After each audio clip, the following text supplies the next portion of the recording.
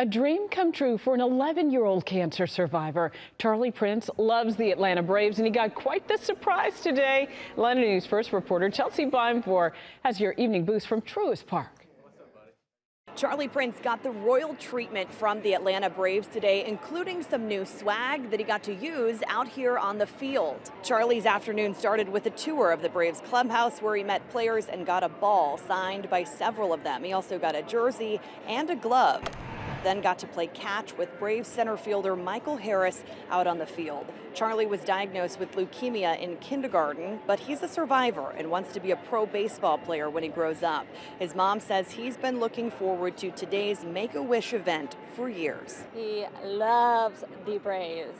He watches every game, knows all the stats.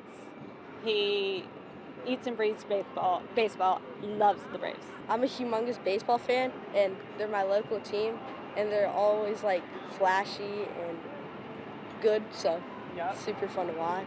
Lots of fun. This is the coolest thing I've ever done. The Braves play the Washington Nationals tonight at home. Charlie will be throwing out the first pitch. Reporting from Truist Park, Chelsea Beimfohr, Atlanta News First.